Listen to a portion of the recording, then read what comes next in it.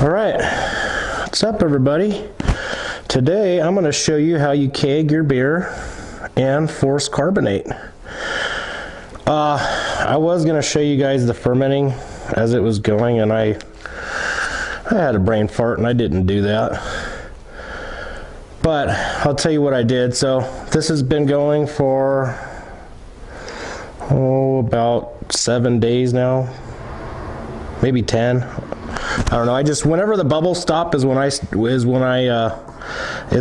it into the refrigerator. So yesterday I put this in the refrigerator and let this get thoroughly cold. See, down in the refrigerator here I was at 32 there. So what I do is I let it get thoroughly cold, and what that does is all this heavy stuff that's inside the liquid, when it gets cold, it just drops all that to the bottom and it sticks. So like when I show you right now, when we start racking, it's going to show, you're going to see that all that muck will stay on the bottom. You don't want to get a lot of that into your keg because it gets too yeasty and it'll mess your stomach up. Some people like a lot of yeast in theirs. I really can't do it too much. I'm getting old.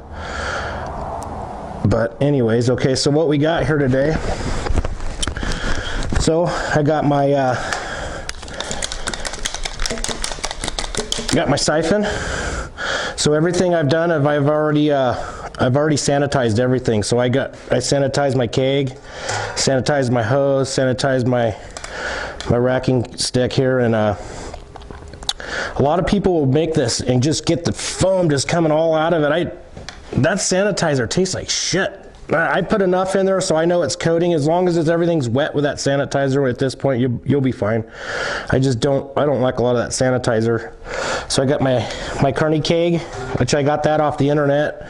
It was already all busted up. I bought one and I rebuilt it for almost nothing. I think it was like $8 for all the rebuild stuff, and then I think I got the keg for $40 maybe.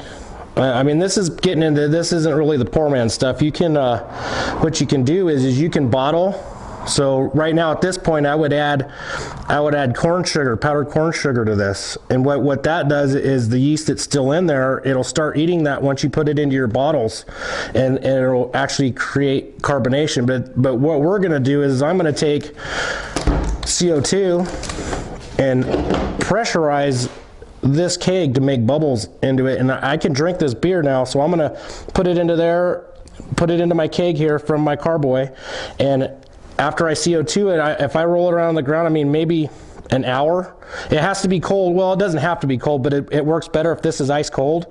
It goes into the bubbles. The CO2 goes in so much better into the liquid than if it's warm. It takes so much longer. You know, if I'm not trying to force carbonate it quickly, what I do is I will blow 50 pounds of pressure into this tank. And then once you blow all that pressure into there, you just leave it and walk away from it. And eventually that 40, 50 pounds will go down almost to like 10 pounds.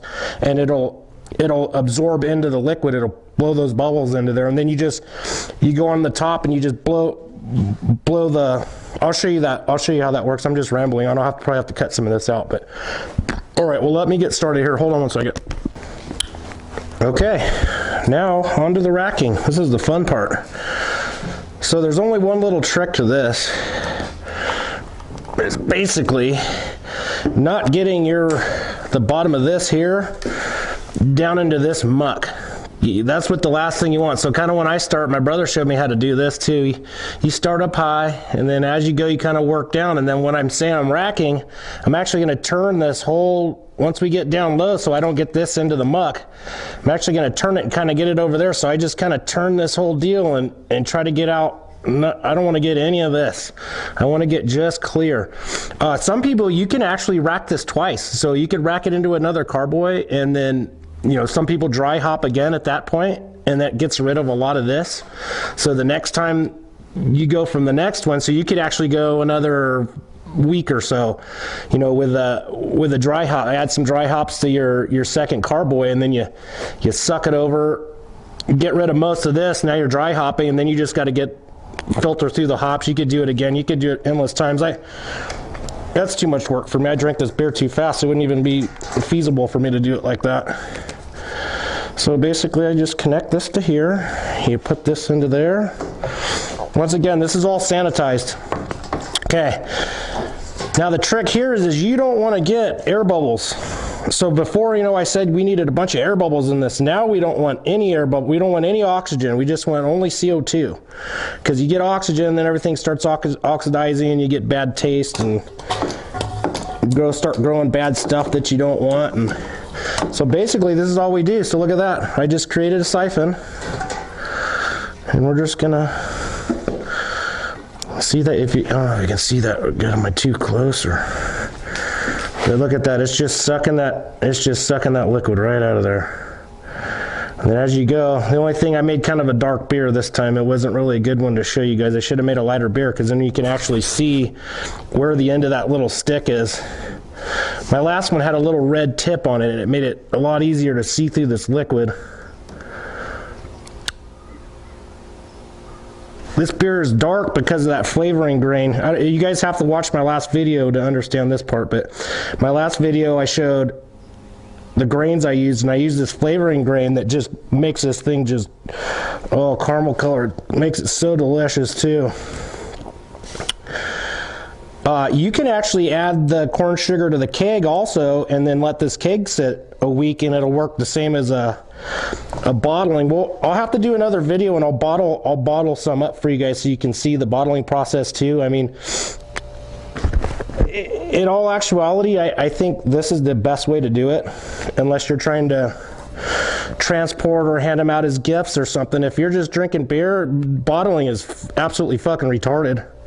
You just put it into here, one vessel, put this whole vessel in the refrigerator, and then you drink it. And it's, you don't, if you're bottling though, I mean, it's more of a art, you know. You get into it, and you can put a couple of bottles away, hand some out to your friends.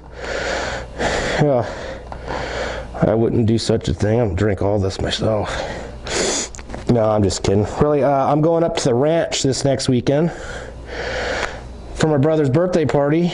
He's got a buddy that has a pristine ranch up in the Southern California mountains. I'm not going to say where, because I don't want anybody to know where it's at, but usually every year I usually make 2 5-gallons. This year I kind of screwed up, and I just made this one.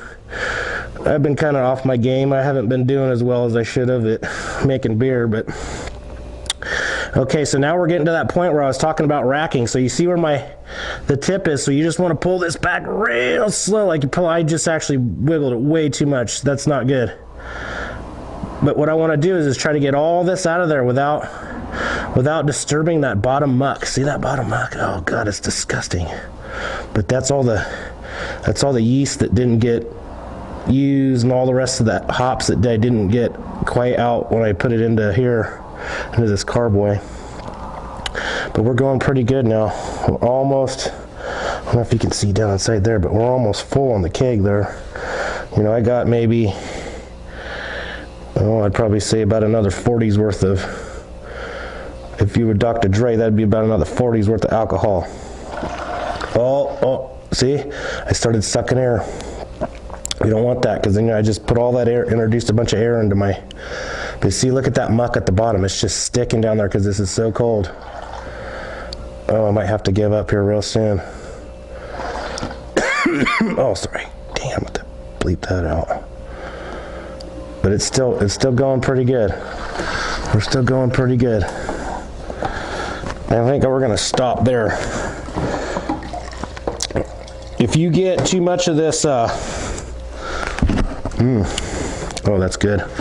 If you get too much of that muck down in here, just, ew, it's grody. But look at that. That's almost 5 gallons. I'd say pretty good, huh? All right, I'm gonna stop it, and then I'll clean all this off, and then I'll show you guys how I force carbonate.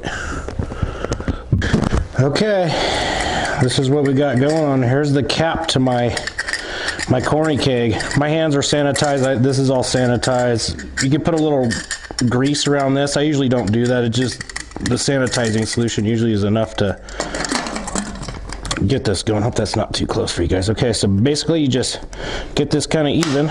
You know, some of these tops don't have this little pressure relief valve. I'll talk about that in 1 second. You'll see what I mean. Also, JHF, thanks for watching me, man. My UK buddy. You know, I hope this video helps you out over there in the UK. You know, you might not be able to get supplies, but a lot of this stuff you can get right off the internet. I mean, for super cheap. Like this type of stuff, cheap. You might just have to wait a little bit for it, but I mean, it's not very much. Your regulator probably costs you the most out of everything.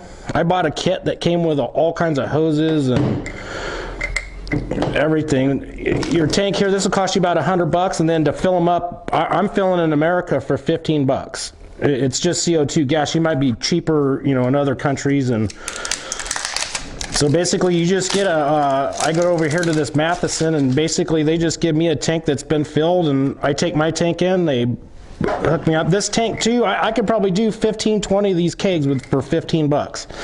You know, I could probably do more, but I get leaks all the time in here, like on the hoses. I don't ever check it. I just, once I run out, I just go get more. So basically all we do is pop that on there like that. It's always good to throw a little bit of a wrench on. You know, you kind of, I put mine in the refrigerator over here when I'm done, and I just keep everything in there, and I keep it cold. Just make sure this, I mean, this is like so like top heavy. I don't know, maybe make a base or something for something like that. So I always jam this in the back of my cooler, so that way it doesn't fall over. Okay, let's get to putting some CO2 into this baby. Okay, two pins. Some, you can get two different kinds. Pepsi and Coca-Cola both made sugar corny kegs. Some are a ball lock, some are a pin lock. Hey, if you order something and it says pin lock and you have all ball lock stuff, you can buy these parts, guys, for almost, God, I think it's like $8. You could do the whole, I mean, change it to a ball lock to a pin lock. It's cheap, and then you can buy these other parts. These are, all this stuff, this gas stuff is cheap. You can buy it anywhere on the internet. It's not anything crazy. So, oh, here I go rambling again. So basically what we need to do is, then pop onto there. Get that to seat so everything's tight. Okay. Crank your gas on. I'm already up at 30 pounds. Don't pay attention to that. That's always wrong. It doesn't ever do anything. So, boom. We're gassing. So, first thing you want to do, so now I'm blowing CO2 into my tank. I'm at 30 pounds. Let's crank her up a little bit. Let's get up a little bit. So what you want to do is purge all that oxygen out of there. You don't want to put any oxygen. So I'm basically, CO2 is going into the tank, and I'm taking the oxygen that's up top. Boom, I'm blowing it up. So I usually do it about 3 or 4 times. You know, yes, this is wasting CO2, but look at that. I just did that. Okay. We are almost there, guys. So now I'm going to crank it up, going to 50. So all we need to do now, so like I said, this is cold liquid. And I don't know if you guys can hear that. I'll be quiet. Listen. Can you hear that bubbling? So that's how you know you're forcing bubbles into that liquid at this moment. So basically, you just want to sit here. I mean, it could take a while. You know, grab a beer. Grab a beer, relax. You know, this is fun. Enjoy it. So what I do is I just sit right here and just start doing this. Okay, so what I'm going to do is I'm going to keep doing this for about an hour. You can kind of stop too. You jiggle around, you'll feel the bubbles. Let's see if I can. You'll feel the bubbles.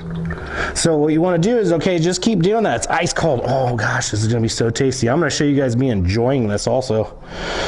Oh, it's going to be so good. You're going to love this part. But so basically, you know, I like to do about an hour. So I kind of shake it around. I walk away. I come back, and when you come back again, listen again.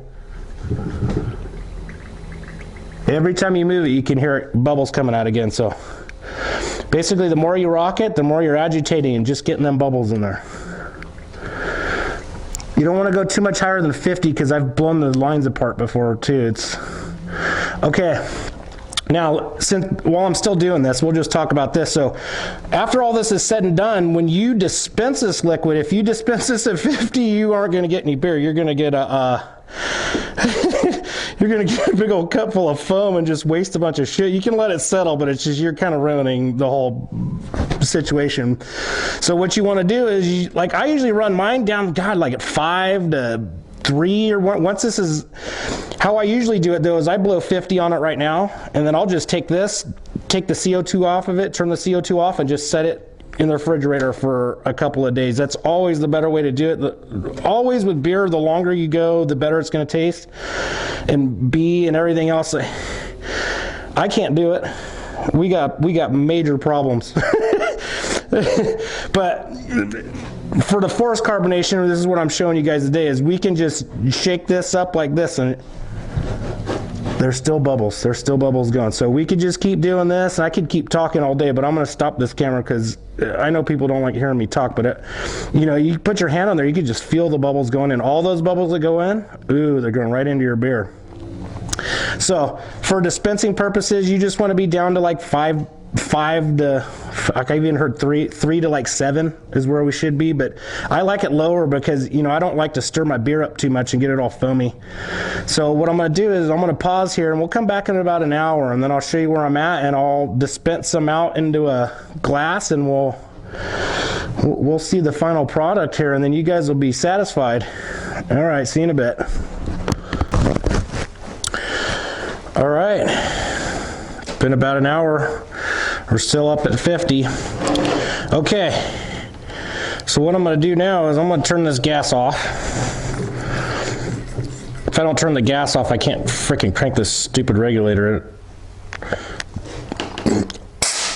Okay, so let me show you guys this. So not all corny kegs on their lid have this piece.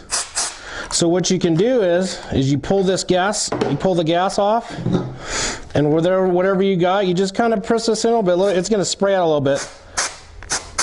But you can do the same thing to burp, like how I did it before. So you put the gas on, and then you just burp it. It's easier to do it like this because that liquid's all the way up at the top of that little gas hose, so it's going to try to blow a little bit out. But if you kind of just go real slow and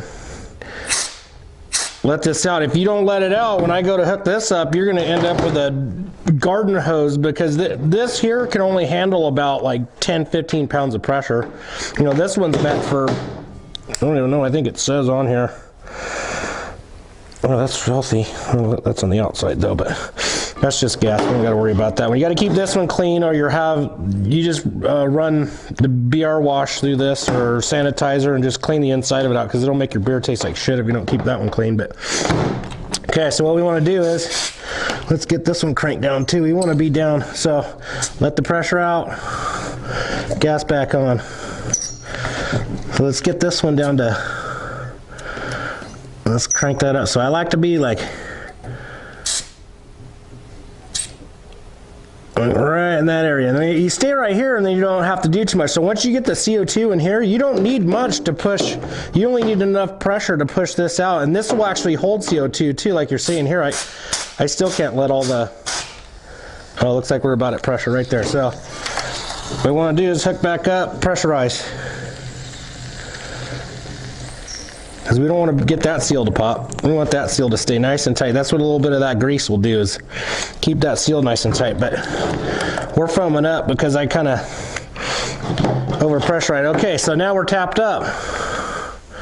Oh, what I got? Looks like I got a seal leak here. Hold on.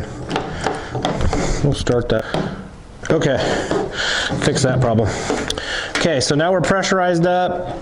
We're like at 5 to 7 pounds. Let's back that off just a hair. I have to do this ghetto because I lost the little top piece of this. I don't know what the heck I did with it. One of the kids probably stole it from me, messing around with me or something. So what we're going to do is we're just going to pour this in here. We're going to have to pour a little bit off the top here, because we just force carbonated. So if you see right here, that's all foam. That's good stuff. Oh, that means we got a good, nice foam on there. Okay, well, there it is. Look at that. I let it sit for just a second. Okay, it's kind of foamy still because we just force carbonated, but I mean, look at, let's go out in the sun here. Oh man, now doesn't that look like a glass of brew? Look at that. Oh man, let's taste some of this. Here you go. Ooh. What do we?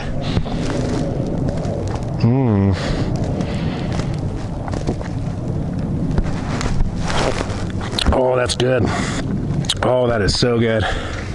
You know, look at that. You could probably make this, what did I say earlier?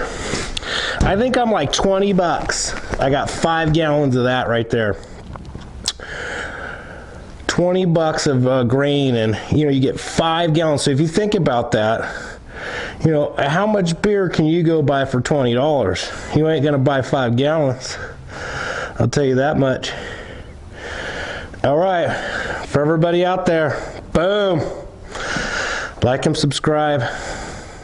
Thank you for watching. Bye.